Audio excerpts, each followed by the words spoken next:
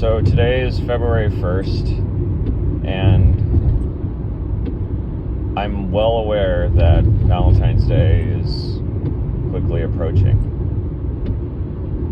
And it's no surprise to me that this is another Valentine's Day where I'll just be sad because I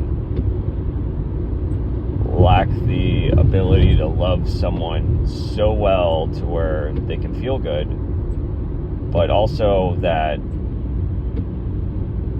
you know, this will be the first one in a couple of years actually that I just haven't celebrated it with my ex.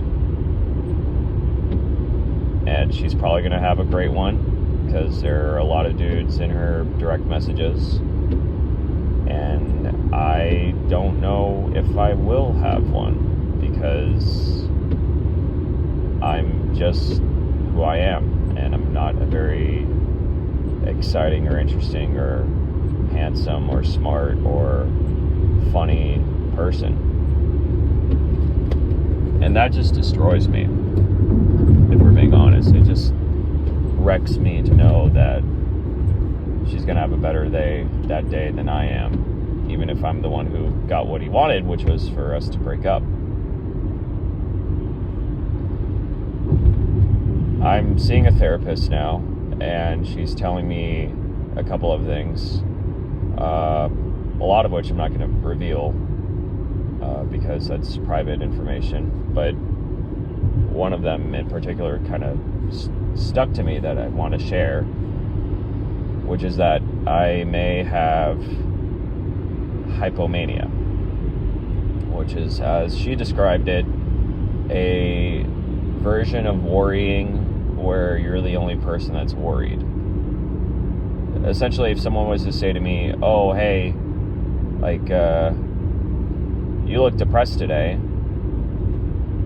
it doesn't matter if it's my birthday or it's just another day of the week, I am going to think about it until I can't think about it anymore, whereas that person's gonna just have that as a random thought and they'll move on with their lives shortly after. But I hyperfixate on things, and that therefore puts me in a state of mania.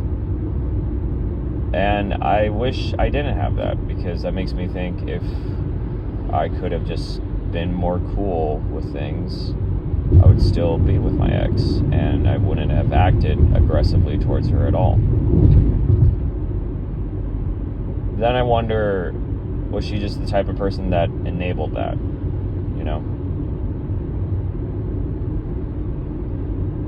I'm watching a lot of this show, Dave, and it parallels my life really well, actually, to the point where I'm afraid of it telling the future of what's going to happen between me and my ex. Like, in 4 months, am I going to see her again? And are we going to attempt friendship? And will I inevitably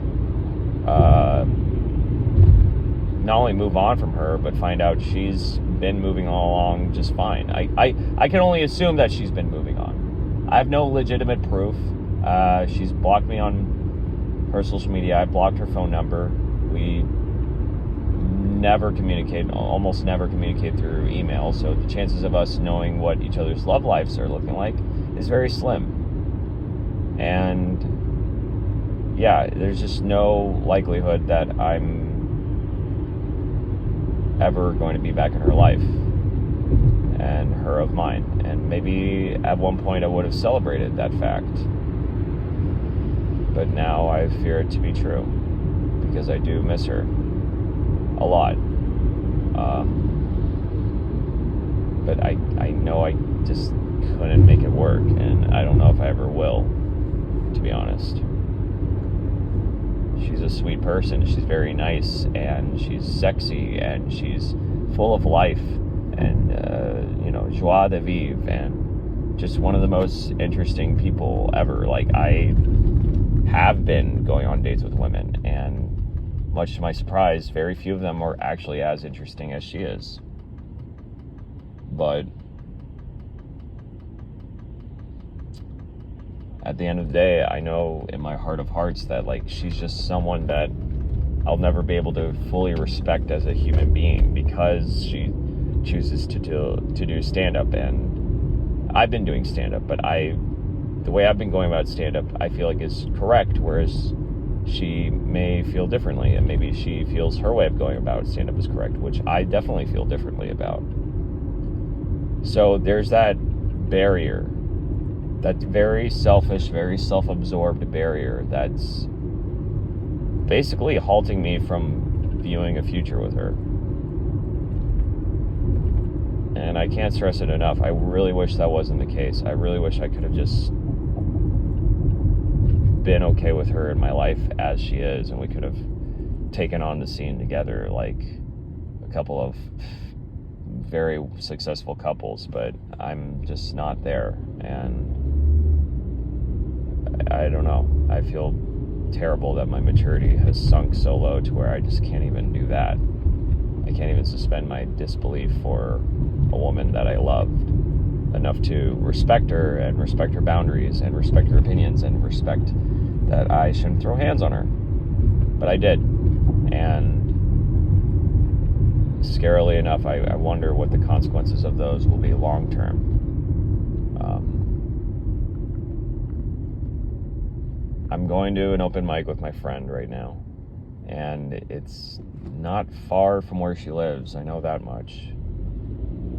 And while the likelihood is very slim, I think a secret part of me is going because I hope to run into her and have no choice but just give her a full-on apology, while also maintaining the understanding that we're just never going to get back together.